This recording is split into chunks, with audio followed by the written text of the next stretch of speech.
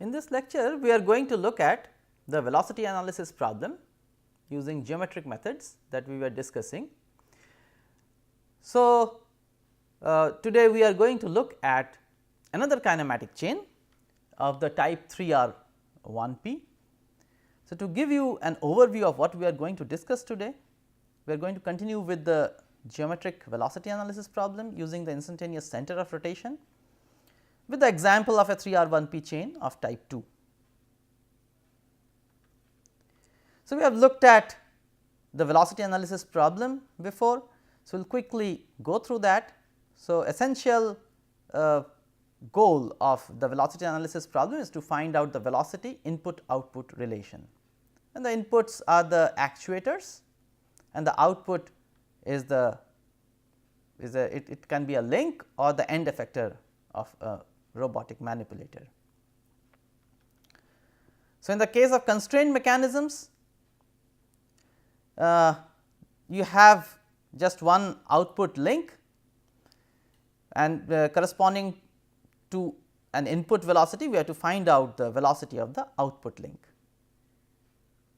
So, you have the two problems, forward and inverse. Given the actuator rates, finding out the output velocity is the forward problem, and for a specified output velocity, finding out the actuator rates is the inverse problem. In the case of robots, as we have seen before, again the two problems are little more complicated than in the case of constrained mechanisms. The reason is the velocity vector is tangential to the path. So, if you are given a path, you can specify the tangent vectors and you can correspondingly find the actuator rates in order to produce that velocity vector at a certain point on that path. The inverse problem is the path planning problem, in which the path is specified and you have to find out the actuator rates. So, according to our plan, we are discussing the geometrical concepts of velocity analysis for constrained mechanisms. We will look at the analytical velocity analysis in the subsequent lectures, which will be followed by velocity analysis of robotic manipulators. So, in the constrained mechanism examples, today we are going to look at the 3R1P chain of type 2. We are going to use the geometric method using the concept of instantaneous center of rotation, and we will finally derive the analytical velocity relations based on this geometric method. So, here is the 3R1P chain type 2.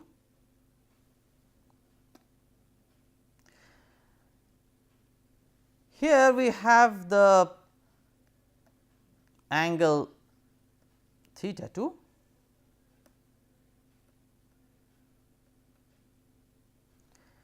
and S, this variable S is this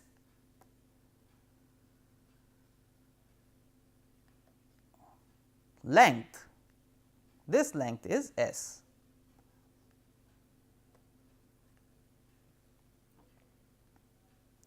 So, this is the expansion of the prismatic actuator. So, here we have the prismatic actuator.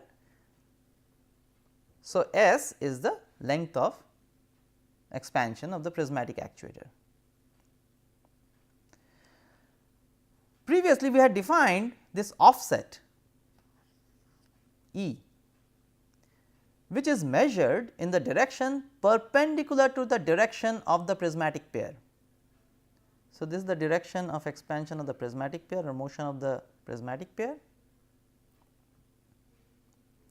So, E is measured as the distance perpendicular to this direction of motion between the two hinges connecting the two links of the prismatic pair. So, the prismatic pair, so is between. So, if I number the links, this is 1, the ground is 1, this link is 2, 3 and this is 4.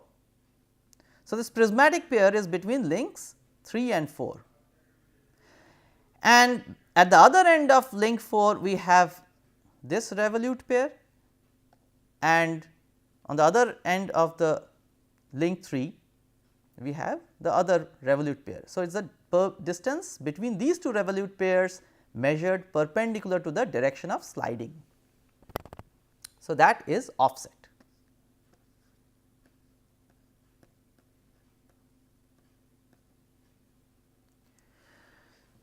As you can see, this angle is going to remain fixed. This angle is going to remain fixed, because the prismatic pair does not allow relative rotation between the links 3 and 4. Therefore, I can always shift this prismatic pair here.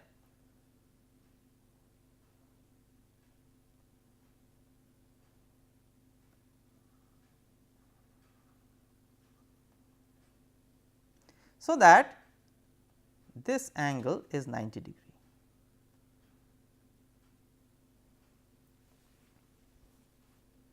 So, length of link 4 then, I mean this length becomes E, exactly E.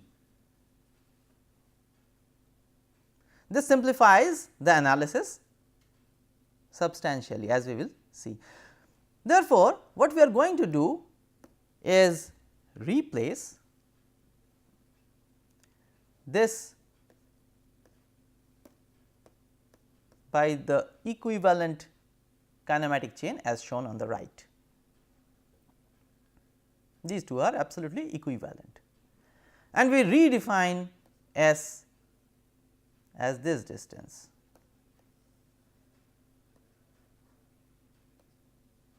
That is S.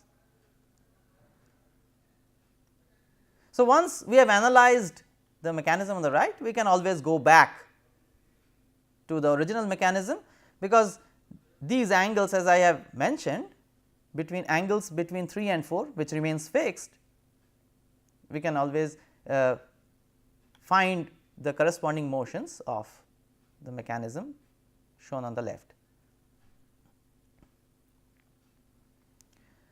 So, what is the velocity analysis problem? So, we are specified the configuration of the mechanism. Now, since this is a constraint mechanism, specification of theta 2 will also specify S, because we know from displacement analysis that given theta 2 I can always find S. I can also find out this angle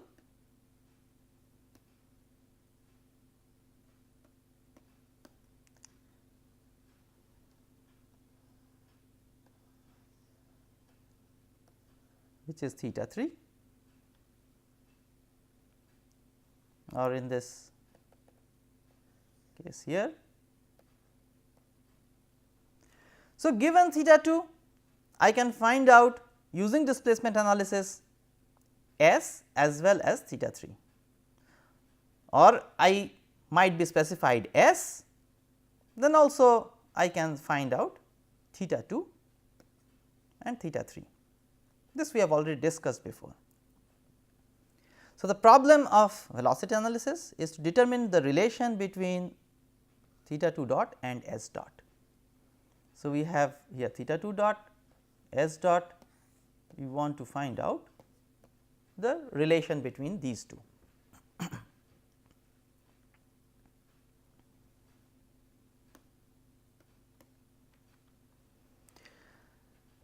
So, previously we had discussed about the instantaneous center of rotation.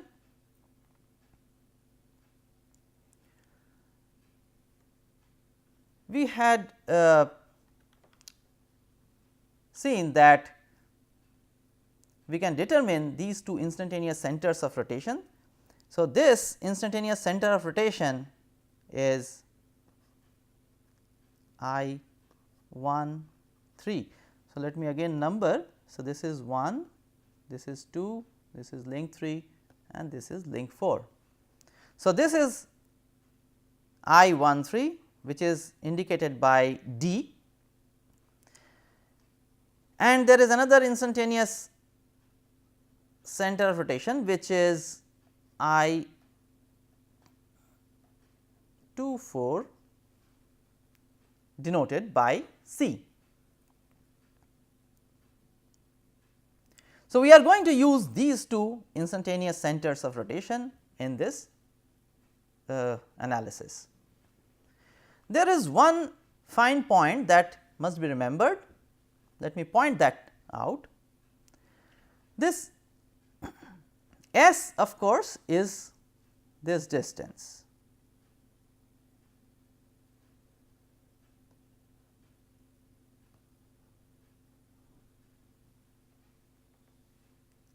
So, S is this distance. Now, S dot is the velocity of a point belonging to link 3 with respect to a point belonging to link 4. Since S is this expansion of the prismatic actuator, therefore, S dot is the relative velocity between a point on link 3 and a corresponding point on link 4. To make it more specific, let me consider a point here. So, this point is denoted by B. Now, B can have two locations.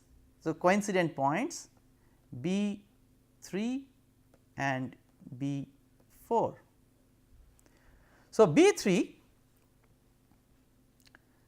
belongs to link 3 and B 4 belongs to link 4. So, is the relative velocity between B 3 and B 4, that is S dot. So, S dot, should remember, is the velocity of B 3 relative to B 4. In other words, this is equal to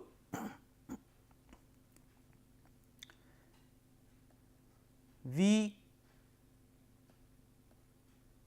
B 3 minus V B 4.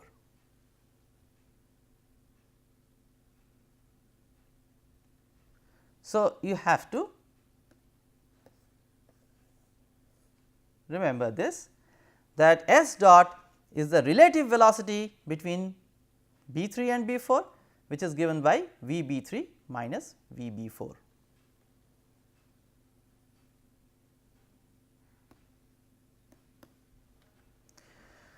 Now, here I have written out all the velocity relations. Let us go through them one by one.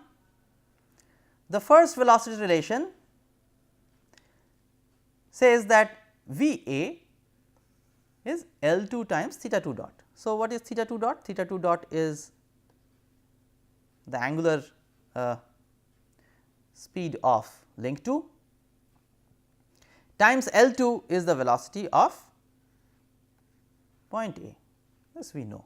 So, this is V A.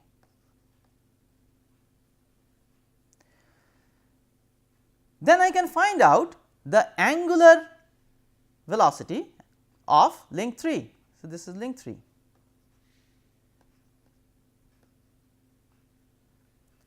I can find out angular velocity of link 3, which I have written out as theta 3 dot is V A divided by this distance d A.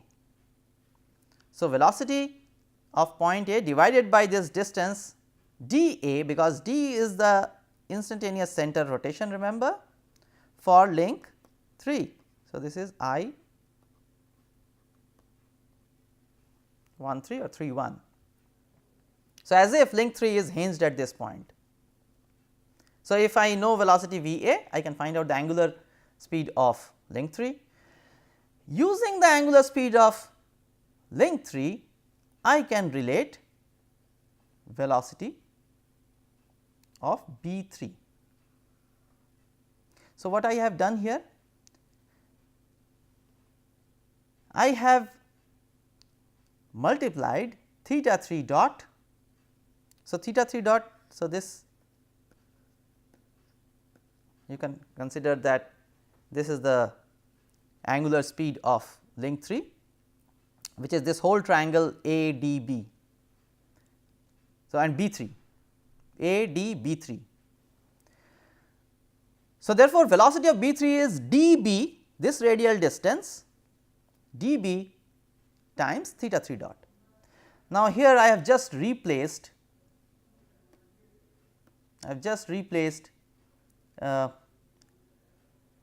this theta 3 dot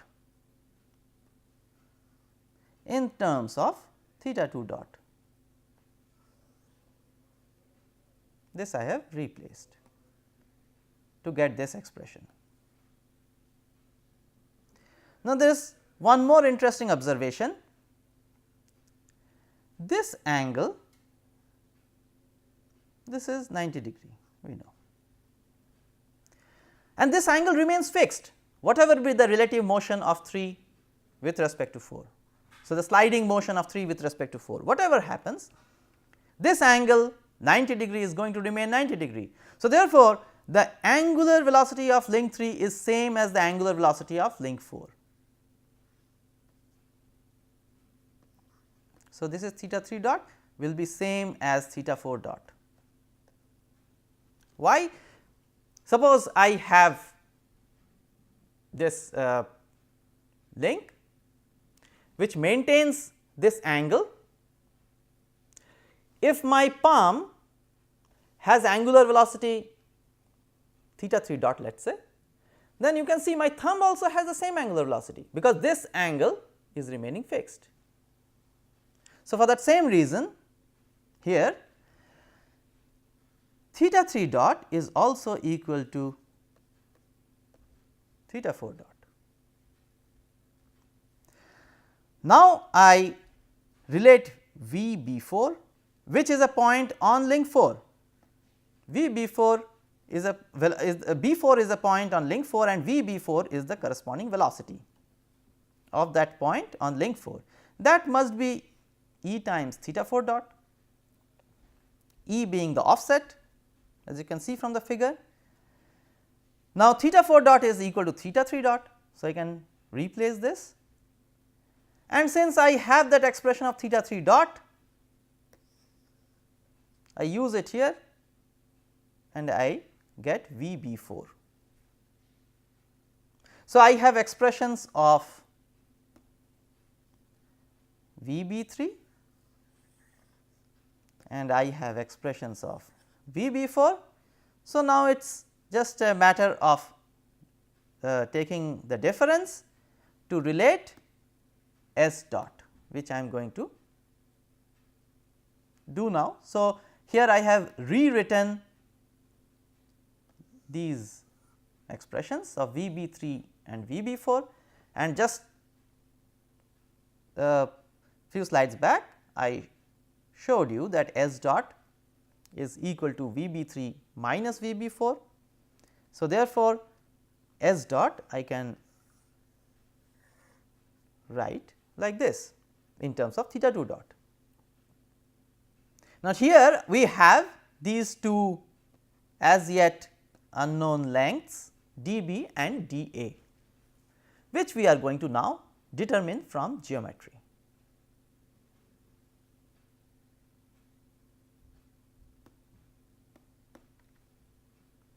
So, I have again written out that expression of S dot relating with theta 2 dot. As I mentioned, dB and dA are as yet unknown. Let us look at this triangle ABD. So, ABD. So, we are looking at this triangle ABD.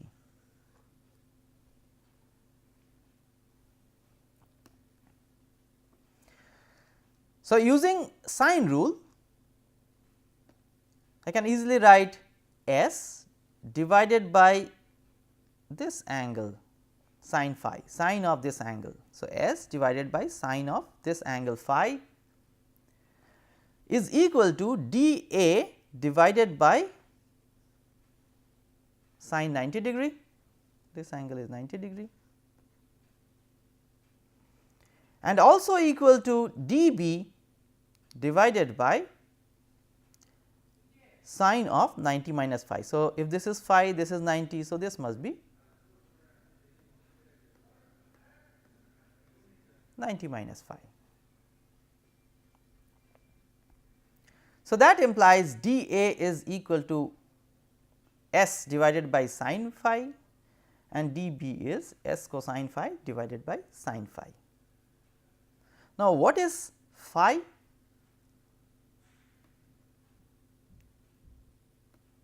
You can see that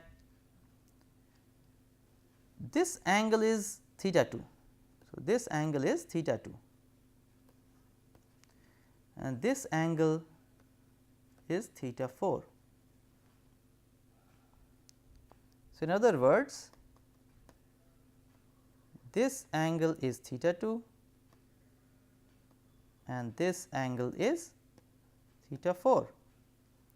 So, therefore, there is a relation between phi, theta 2 and theta 4. In this case, it turns out that phi is equal to theta 2 minus theta 4. So, you can relate phi using theta 2 and theta 4, which we can find from the displacement analysis. So, let us move on. So, we have these expressions of S dot, d A and d B we have just now derived. So, when we substitute and simplify, finally, we have this expression which uses S phi and others are the link parameters. So, S L 2. So, we have S phi L 2, L 2 is fixed. S can be determined if we are given the configuration, and similarly phi can also be determined from the configuration. Now, we write this in a compact form, this relation in a compact form using the Jacobian, which we have introduced. Here the Jacobian is a scalar once again, it is a number. So, given S and phi, you can write down the Jacobian, you can determine the value of the Jacobian.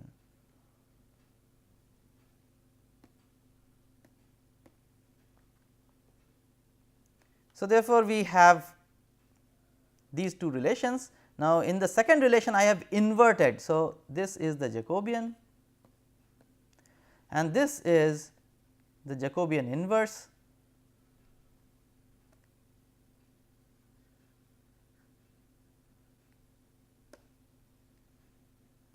This is 1 over the Jacobian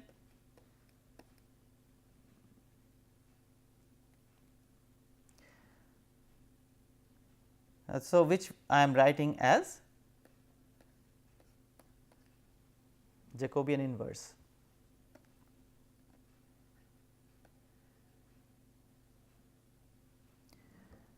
So, once again we are faced with the same question, is the Jacobian invertible or is Jacobian inverse invertible, whether they can go to 0. So, let us look at that issue. So, we have already observed that the input output velocity relations are linear and they are related through the Jacobian.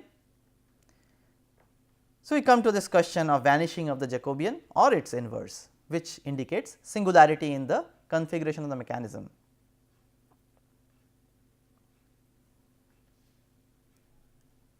So, here I have written out the relations both direct and inverse. So, you can see very easily that, so this is the Jacobian and this is the Jacobian inverse. So, when is, so this is also the Jacobian. The question is, when is the Jacobian 0? It is very easy to see from the first expression that the Jacobian goes to 0 when the numerator vanishes, which means dB is equal to E. So, dB, so this distance becomes equal to E. Now, how can this happen? This can happen in this way.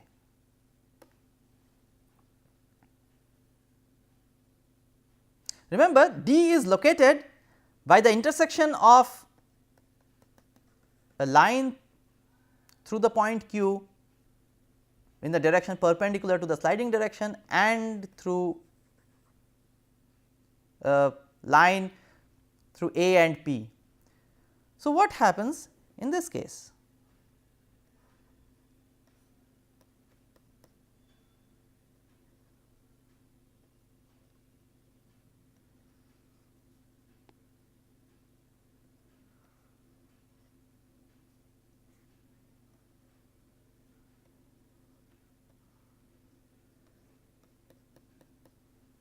Let us see what happens in this case. So, the line through this is passing like this and the other line is passing like this. So, where is D? The intersection. So, that is D, and where is B? This point is B. You can very easily see now that dB is equal to E.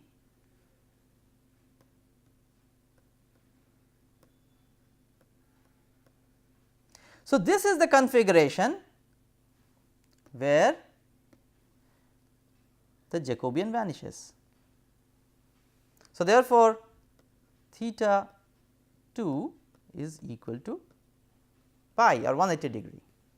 There can be another configuration. Let me draw that.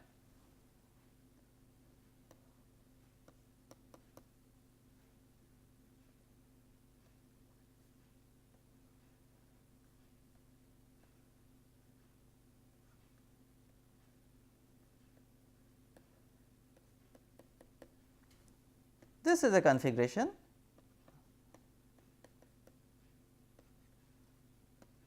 where again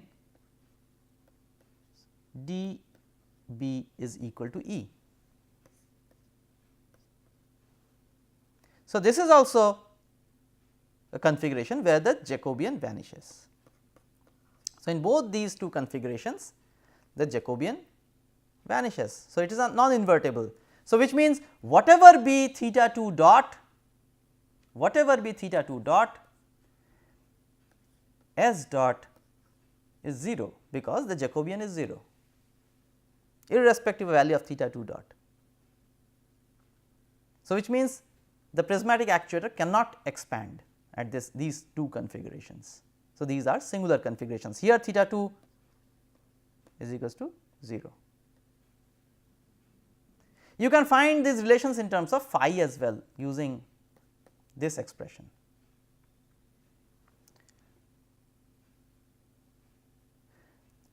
What is the other situation? The other situation is, the other singularity is when the Jacobian inverse. So, this is Jacobian inverse. So, Jacobian inverse vanishes when S equal to 0.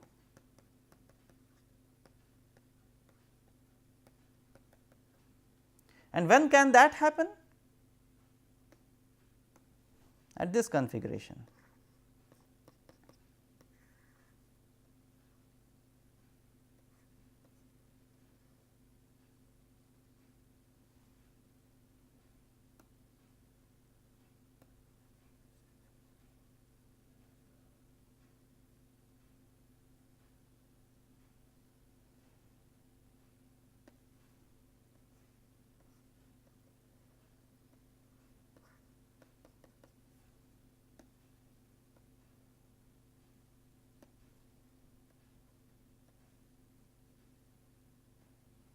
something like this. So, here S equal to 0 and that is a singularity where theta 2 vanishes irrespective of value of S dot. So, these are the two singular configurations which I have written out for you. So, what are the key points? We have looked at the analytical input output velocity relations from geometry which are linear, the input output velocity relations are linear. We have introduced the concept of Jacobian and we have looked at the dead center configurations of the mechanism. So, with that let me summarize. We have looked at the geometric velocity analysis problem for the 3R 1P chain of type 2 and we have looked at the singularities of the kinematic chain. So, with that let me close this lecture.